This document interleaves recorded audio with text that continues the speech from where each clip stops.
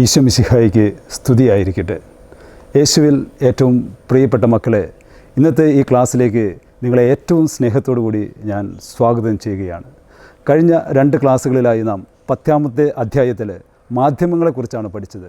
മാധ്യമങ്ങളുടെ ധർമ്മം എന്താണ്, മാധ്യമങ്ങളുടെ ലക്ഷ്യമെന്താണ്, മാധ്യമങ്ങൾ ഇന്ന് സമൂഹത്തിൽ ചെലുത്തുന്ന സ്വാധീനത്തെക്കുറിച്ചും മാധ്യമങ്ങളെ നാം എങ്ങനെ ഉപയോഗപ്പെടുത്തണമെന്നും നവമാധ്യമങ്ങളിലൂടെ നമുക്ക് ലഭിക്കുന്ന വിവരങ്ങൾ വിമർശനാത്മക ബുദ്ധിയോടുകൂടി വിവേചിച്ച് തള്ളേണ്ടത് തള്ളാനും കൊള്ളേണ്ടത് കൊള്ളുവാനുമുള്ള ആർജവത്വം കാണിക്കണമെന്നും നാം തന്നെ ക്രിസ്തുവിനെ പ്രഘോഷിക്കുന്ന മാധ്യമങ്ങൾ ആകണമെന്നും നാം പഠിച്ചു കഴിഞ്ഞു. ഇന്ന് നാം പഠിക്കുവാൻ പോകുന്നത് 11-ാമത്തെ അധ്യായമാണ്. വിശ്വാസവും യുക്തിയും അഥവാ മതവും ശാസ്ത്രവും, ഇതാണ് നമ്മുടെ വിഷയം. ഇതിന് 2 ഭാഗങ്ങളുണ്ട്. ആദ്യത്തെ ഭാഗമാണ് ഇന്ന് ഇവിടെ ചർച്ച ചെയ്യപ്പെടുവാൻ പോകുന്നത്. ഇന്ന് നാം ചർച്ച ചെയ്യപ്പെടുന്ന വിഷയങ്ങൾ വിശ്വാസം, യുക്തി. വിശ്വാസവും യുക്തിയും പരസ്പര പൂരകങ്ങളാണ്. യുക്തിവാദികളുടെ ചില അബദ്ധചിന്തകൾ, സത്യം അറിയുവാനായിട്ടുള്ള മാർഗങ്ങൾ. നമ്മുടെ വിഷയത്തിൽ കടക്കുന്നതിന് മുൻപ് ഒരു സംഭവം നിങ്ങളുടെ ഓർമ്മയിലേക്ക് കൊണ്ടുവരുവാൻ ഞാൻ ആഗ്രഹിക്കുകയാണ്. ഒരു നിരീശ്വരവാദിയായിട്ടുള്ള ഒരു ഡോക്ടർ ഉണ്ടായിരുന്നു. ദൈവം ഇല്ല എന്നുള്ളതിന് തെളിവുകൾ അന്വേഷിച്ച് അദ്ദേഹം നടന്നു. അവസാനം അദ്ദേഹം സത്യം കണ്ടെത്തി. സത്യം കണ്ടെത്തിയപ്പോൾ അദ്ദേഹം ദൈവവിശ്വാസിയായി മാറി എന്ന് മാത്രമല്ല, താൻ കണ്ട ദൈവത്തെ ഈ ലോകത്തോട് പ്രഘോഷിക്കുവാനും അദ്ദേഹത്തിന് മടിയുണ്ടായിരുന്നില്ല. അദ്ദേഹം ആരാണെന്നല്ലേ? ഇന്ന് ലോകം മുഴുവൻ ആദരിക്കുന്ന ശാസ്ത്രജ്ഞന്മാരിൽ ഒരാളാണ് അദ്ദേഹം. ലോകത്തിന്, ശാസ്ത്രത്തിന് ജനിതക ഘടനയെക്കുറിച്ച്, അതായത് DNA വളരെ കണ്ടുപിടുത്തങ്ങൾ അദ്ദേഹം കാഴ്ചവെച്ചിട്ടുണ്ട്. 2009 അന്നത്തെ അമേരിക്കൻ പ്രസിഡൻ്റായിരുന്ന ബറാക്ക് ഒബാമ അദ്ദേഹത്തെ അമേരിക്കയുടെ നാഷണൽ ഇൻസ്റ്റിറ്റ്യൂട്ട് ഓഫ് ഹെൽത്തിൻ്റെ ഡയറക്റ്റായി നോമിനേറ്റ് ചെയ്തു. അന്നത്തെ സിൻഡിക്കേറ്റ് അത് ഐക്യകണ്ഠേന പാസ്സാക്കി. 2017 ഇന്നത്തെ അമേരിക്കൻ പ്രസിഡൻറ്റ് ഡൊണാൾഡ് ട്രംപ് അദ്ദേഹത്തെ ആ പദവിയിൽ തന്നെ നിലനിർത്തുന്നതായി പ്രഖ്യാപിച്ചു.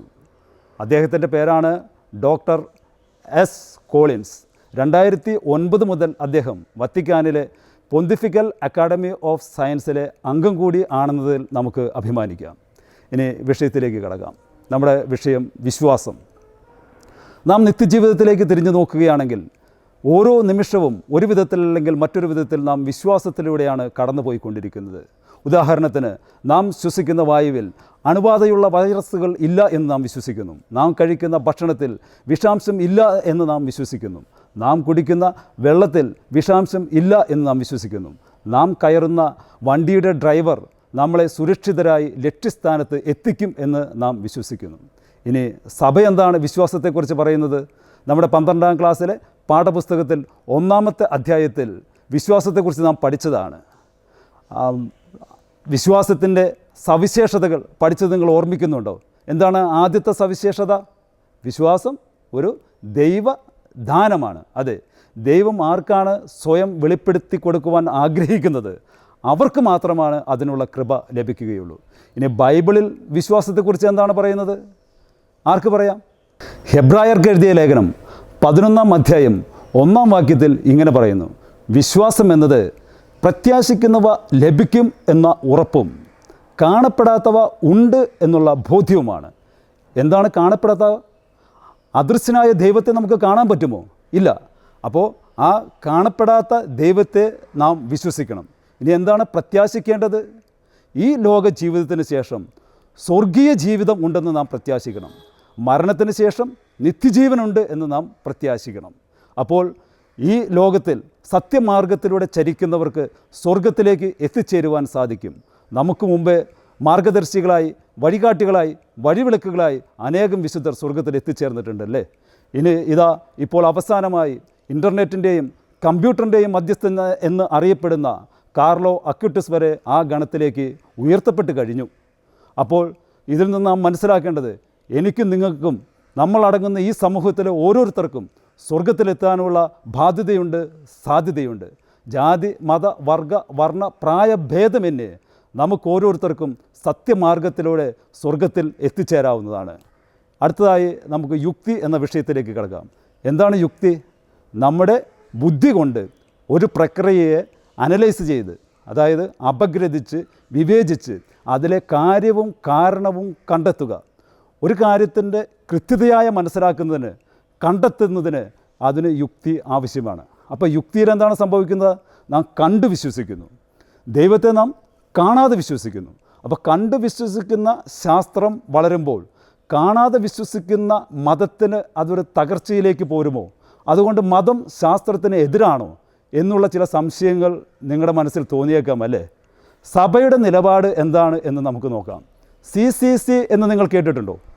Catechism of Catholic church. CCCയുടെ 159 ഖണ്ഡികയിൽ ഇങ്ങനെ പറയുന്നു: വിശ്വാസം എന്നത് യുക്തിക്ക് അതീതമെങ്കിലും വിശ്വാസവും യുക്തിയും തമ്മിൽ വൈരുദ്ധ്യമില്ല.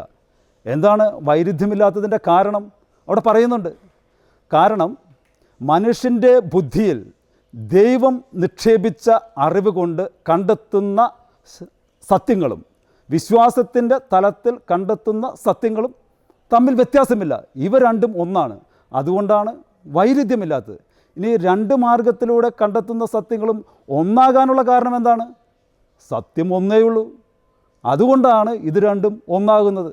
അപ്പോൾ ഏതെല്ലാം മാർഗത്തിലൂടെ നാം സഞ്ചരിച്ചു കഴിഞ്ഞാലും ഏക സത്യ ദൈവത്തിലേക്കാണ് എത്തിച്ചേരുന്നത്. പുഴകൾ ഏതെല്ലാം വഴിയിലൂടെ ഒഴുകിയാലും എവിടെയാണ് എത്തിച്ചേരുന്നത്? കടലിലാണ് എത്തിച്ചേരുക അല്ലേ? അപ്പോൾ ശാസ്ത്രം വളരുന്നതിന് സഭ എന്തിനാണ് പേടിക്കുന്നത്? ഇനി സഭ പേടിക്കുന്നുമില്ല, എതിർക്കുന്നുമില്ല. ശാസ്ത്രത്തിന് വേണ്ടി പല കോൺട്രിബ്യൂഷൻസും സഭ നൽകിയിട്ടുണ്ട്. നിങ്ങൾക്കറിയാമോ, 1936 രൂപീകൃതമായതാണ് പൊന്തിഫിക്കൽ അക്കാഡമി ഓഫ് സയൻസ്. അതിനു മുമ്പേ തന്നെയുണ്ട്, 36 ഈ പേര് സ്വീകരിച്ചത് എന്ന് മാത്രം. 1951 12ാം പിയൂസ് മാർപ്പാപ്പ പൊന്തിഫിക്കൽ അക്കാഡമി ഓഫ് സയൻസിലെ ശാസ്ത്രജ്ഞന്മാരെ അഭിസംബോധന ചെയ്തുകൊണ്ട് പറഞ്ഞു: പ്രതീക്ഷയോടെ ശാസ്ത്രം തുറക്കുന്ന വാതിലിന് പുറകിൽ ദൈവം നിൽക്കുന്നുണ്ടോ എന്ന് തോന്നിക്കുമാറ് യഥാർത്ഥ ശാസ്ത്രം എത്ര കണ്ട് പുരോഗമിക്കുന്നുവോ അത്ര കണ്ട് അത് ദൈവത്തെ ആവിഷ്കരിക്കുന്നു. അപ്പോൾ യഥാർത്ഥ ശാസ്ത്രം വളരുമ്പോൾ അവിടെ ദൈവത്തിൻ്റെ മഹത്വമാണ് വർദ്ധിക്കുന്നത്. ദൈവത്തിൻ്റെ കരവിരുതാണ് അവിടെ പ്രകടമാകുന്നത്. ദൈവം സൃഷ്ടിച്ച ഈ പ്രപഞ്ചത്തിൽ നിഗൂഢമായിട്ടുള്ള രഹസ്യങ്ങളിലേക്ക് ഒരു മിന്നാമിനിങ്ങിൻ്റെ നുറുങ്ങുവെട്ടമാണ് ഈ കണ്ടുപിടുത്തങ്ങൾ. ഇനിയും കണ്ടുപിടിക്കുവാനായിട്ട് ഒരുപാട് രഹസ്യങ്ങളുണ്ട്. അതുകൊണ്ടാണ് പ്രസിദ്ധ ശാസ്ത്രജ്ഞന്മാരായ Galileo, Kepler, Louis Pasteur, Sir Isaac Newton തുടങ്ങിയ മഹാനായ ശാസ്ത്രജ്ഞന്മാരൊക്കെ പറഞ്ഞത് തങ്ങളുടെ കണ്ടുപിടുത്തത്തിന് പുറകിൽ ദൈവത്തിൻ്റെ കരങ്ങളുണ്ടായിരുന്നു. അവർ ഓരോ കണ്ടുപിടുത്തത്തിന് ശേഷവും ദൈവത്തെ മഹത്വപ്പെടുത്തുകയും പുകഴ്ത്തുകയും ചെയ്യുകയാണ്. മഹാനായ ഐൻസ്റ്റീൻ ഇങ്ങനെ എഴുതി വെച്ചു: മതമില്ലാത്ത ശാസ്ത്രം വികലമാണ്, ശാസ്ത്രമില്ലാത്ത മതം അന്ധവുമാണ്. നമുക്ക് ചെറിയ രണ്ട് ഉദാഹരണങ്ങൾ നമ്മുടെ ജീവിതത്തിലുള്ള നമുക്ക് നോക്കാം. അപ്പോൾ ഞാൻ പറയുന്ന കാര്യങ്ങൾ നിങ്ങൾ സങ്കല്പിക്കുക. ഒന്നാമത്തെ ഒരു ഉദാഹരണം, നിങ്ങളുടെ വിവാഹ ആലോചന. നിങ്ങൾക്ക് ബ്രോക്കർ വഴിയോ മാട്രിമോണിയൽ വഴിയോ ഫ്രണ്ട്സ് വഴിയോ റിലേറ്റീവ്സ് വഴിയോ ഒരു ആലോചന വരുന്നു. എന്താണ് സംഭവിക്കുക? ഉടനെ തന്നെ നിങ്ങളും വീട്ടുകാരും എല്ലാവരും ചെറുക്കനെക്കുറിച്ച് പെണ്ണിനെക്കുറിച്ച് നമ്മൾ അന്വേഷിക്കും അല്ലേ? സ്വഭാവം, വിദ്യാഭ്യാസം, തൊഴിൽ, കുടുംബ പാരമ്പര്യം, സമ്പത്ത് ഇതെല്ലാം അന്വേഷിക്കും. അങ്ങനെ കൊള്ളാവുന്ന കേസാണെങ്കിൽ നമ്മൾ പ്രൊസീഡ് ചെയ്യും. ഇനി അടുത്ത ഒരു ഉദാഹരണം, ഒരു കൊള്ളാവുന്ന വീട്ടിലെ ഒരു പെങ്കൊച്ച്, കോളേജ് ലെക്ചറർ, വളരെ സുന്ദരി, ജോലിക്ക് പോകുന്നത് ഒരു പ്രൈവറ്റ് ബസ്സിലാണ്. ആ പ്രൈവറ്റ് ബസ്സിലെ സുന്ദരനും സുമുഖനുമായിട്ടുള്ള കണ്ടക്ടറുമായിട്ട് അവർ പ്രണയത്തിലായി. അങ്ങനെ ആ പ്രണയം വിവാഹത്തിലെത്തി. വിവാഹം കഴിഞ്ഞപ്പോഴാണ് അറിഞ്ഞത് ആ കണ്ടക്ടർക്ക് മറ്റൊരു പെണ്ണും കുട്ടികളുമൊക്കെ ഉള്ള കാര്യം. അപ്പോൾ ഇവിടെ എന്താണ് സംഭവിച്ചത്? ബുദ്ധിപരമായ യുക്തിപരമായ ഒരു അന്വേഷണം നടന്നില്ല. അപ്പോൾ യുക്തിയും വിശ്വാസവും ഒരുമിച്ചാണ് പോകേണ്ടത്. ഇവ പരസ്പര പൂരകങ്ങളാണ്. അതുകൊണ്ടാണ് ജോൺ പോൾ രണ്ടാമൻ മാർപ്പാപ്പ വിശ്വാസവും യുക്തിയും എന്ന ചാക്രിക ലേഖനത്തിൽ ഇങ്ങനെ ഉദ്ബോധിപ്പിച്ചത്: സത്യത്തെക്കുറിച്ചുള്ള ധ്യാനത്തിലേക്ക് പറന്നുയരുവാൻ രണ്ട് ചിറകുകൾ പോലെയാണ് വിശ്വാസവും യുക്തിയും എന്ന്. ഇനി നമുക്ക് അടുത്ത പോയിന്റിലേക്ക് കടക്കാം. യുക്തിവാദികളുടെ അബദ്ധ ചിന്തകൾ. ആധുനിക ശാസ്ത്രത്തിന് അമൂല്യങ്ങളായിട്ടുള്ള സംഭാവനകൾ നൽകിയ സർ ഫ്രാൻസിസ് ബേക്കൺ പറയുന്ന കാര്യം ഇവിടെ വളരെ ശ്രദ്ധേയമാണ്. അദ്ദേഹം പറയുന്നു: അല്പം ശാസ്ത്രം മനുഷ്യനെ ദൈവത്തിൽ നിന്നും അകറ്റുന്നു, ബഹുലമായിട്ടുള്ള ശാസ്ത്രം അവനെ ദൈവത്തിലേക്ക് പ്രത്യാനയിക്കുന്നു. അല്പം ശാസ്ത്രം മാത്രം പഠിച്ച് തങ്ങൾ പുരോഗമനവാദികളാണെന്ന് അറിയപ്പെടുവാൻ ആഗ്രഹിക്കുന്ന ചിലർ ഉന്നയിക്കുന്ന വാദമുഖങ്ങളുണ്ട്. അവരാണ് യുക്തിവാദത്തിൻ്റെ പ്രചാരകർ. യുക്തിവാദികൾ പറയുന്ന പ്രധാനപ്പെട്ട 2 കാര്യങ്ങൾ. അവർ പറയുന്നത് അഭൗതികമായത് ഒന്നും യാഥാർത്ഥ്യമല്ല, ഭൗതികമായ ഈ പ്രപഞ്ചം മാത്രമാണ് യാഥാർത്ഥ്യം. പിന്നെ അവർ പറയുന്നു വിശ്വാസം എന്നത് യുക്തി കൊണ്ട് തെളിയിക്കുവാനായി സാധിക്കുകയില്ല, അത് വെറും വൈകാരികമായ ഒരു തോന്നലും അനുഭവവും മാത്രമാണ്. ദൈവത്താൽ കണ്ടാൽ വിശ്വസിക്കാം എന്നൊക്കെയാണ് അവർ പറയുന്നത്. എന്താണല്ലോ ഇതേക്കുറിച്ച് പറയുന്നത്? പ്രസിദ്ധരായിട്ടുള്ള ശാസ്ത്രജ്ഞന്മാർ പറഞ്ഞതെല്ലാം നാം കണ്ടതാണ്. ഇത് ബേക്കൺ പറഞ്ഞതുപോലെ അല്പം മാത്രം ശാസ്ത്രം പഠിച്ചതുകൊണ്ടുള്ള കുഴപ്പമാണ്. ഈ ജീവജാലങ്ങളെക്കുറിച്ച്, ഈ പ്രകൃതിയെക്കുറിച്ച്, നക്ഷത്രങ്ങളെക്കുറിച്ച്, സോളാർ സിസ്റ്റത്തെക്കുറിച്ച് പഠിച്ച ശാസ്ത്രജ്ഞന്മാരെല്ലാവരും അവരുടെ ഓരോ കണ്ടുപിടുത്തങ്ങളുടെ പുറകിൽ ദൈവത്തിൻ്റെ കരമാണെന്ന് സാക്ഷ്യപ്പെടുത്തിയിരിക്കുകയാണ് അല്ലേ? അപ്പോൾ ഈ പറയുന്നതിൽ യാതൊരുവിധ അർത്ഥവുമില്ല. ദൈവത്തെ കണ്ടാൽ വിശ്വസിക്കുക. കണ്ടു കഴിഞ്ഞാൽ എവിടെ വിശ്വാസത്തിന് പ്രാധാന്യമുള്ളത്? കാണുന്നതിന് മുൻപാണ് വിശ്വാസമുള്ളൂ. കണ്ടു കഴിഞ്ഞാൽ അവിടെ വിശ്വാസത്തിന് പ്രാധാന്യമില്ല, പ്രസക്തിയില്ല. ദൈവത്തെ മുഖ അഭിമുഖം നാം കണ്ടു കഴിഞ്ഞു കഴിഞ്ഞാൽ ഞാനും ദൈവവും മാത്രമായിരിക്കുന്ന അവസരത്തിൽ വിശ്വാസം എന്നുള്ള ഒരു ഏജൻറ്റിൻ്റെ, ഒരു ബ്രോക്കറിൻ്റെ, ഇടനിലക്കാരൻ്റെ ആവശ്യം എന്തായിരിക്കണം? അവിടെ അതിൻ്റെ ആവശ്യമില്ല. നാം ദൈവത്തെ കണ്ടു കഴിഞ്ഞു, നാമും ദൈവവും മാത്രം. അതുകൊണ്ടായിരിക്കാം കർത്താവ് യേശുമിശിഹ തോമസ് ശ്ലീഹായോട് പറഞ്ഞത്, തോമസെ നീ കണ്ടതുകൊണ്ട് വിശ്വസിച്ചു, കാണാതെ വിശ്വസിക്കുന്നവർ ഭാഗ്യവാന്മാർ. അങ്ങനെ നോക്കുമ്പോൾ നമ്മളൊക്കെ ഭാഗ്യവാന്മാരാണ്. പെട്ടെന്നാണ് എൻ്റെ മനസ്സിലേക്ക്, എനിക്ക് എല്ലാ ദിവസവും വാട്സപ്പ് മെസ്സേജ് അയക്കുന്ന ഒരു സുഹൃത്തുണ്ട്. ഇന്ന് ആ സുഹൃത്ത് അയച്ച മെസ്സേജ് എൻ്റെ മനസ്സിലേക്ക് കടന്നു വന്നത്, ഓക്സിജന് നമുക്ക് കാണാനായിട്ട് സാധിക്കുകയില്ല, ഓക്സിജൻ പോലെയാണ് ദൈവം എന്ന് പറയുന്നത്. എന്നാൽ ദൈവമില്ലാതെ ജീവിക്കാനും പറ്റില്ല. മക്കളെ, നിങ്ങളോട് പറയുവാൻ ഞാൻ ആഗ്രഹിക്കുകയാണ്, അതുകൊണ്ട് അബദ്ധ ചിന്തകളിലേക്ക് നാം ഒരിക്കലും വഴിമാറിപ്പോകരുത്. അനുഭവജ്ഞാനം കൊണ്ട്, വിജ്ഞാനം കൊണ്ട് നമുക്ക് മാർഗദർശികളായ ശാസ്ത്രജ്ഞന്മാരുണ്ട്, വിശുദ്ധരുണ്ട്. അവരെല്ലാം പറഞ്ഞു തന്ന മാർഗത്തിലൂടെ നാം ചരിക്കണം. പാഠങ്ങളിൽ നിന്ന്, അനുഭവങ്ങളിൽ നിന്ന് പാഠങ്ങൾ ഉൾക്കൊള്ളേണ്ടവരാണ് നമ്മൾ. അപ്പോൾ ആ മാർഗത്തിലൂടെ നാം ചരിക്കുവാനായിട്ട് ശ്രമിക്കുക. ഇനി നമുക്ക് അടുത്ത പോയിൻറ്റിലേക്ക് കടക്കാം. സത്യം അറിയുവാനായിട്ടുള്ള 4 വഴികൾ. 1, ഐന്ദ്രിയ അനുഭവങ്ങൾ അഥവാ സെൻസറി എക്സ്പീരിയൻസ്. പഞ്ചേന്ദ്രിയങ്ങളുടെ കാര്യങ്ങൾ അറിയുന്നതിനാണ് ഐന്ദ്രിയ അനുഭവങ്ങൾ എന്ന് പറയുന്നത്.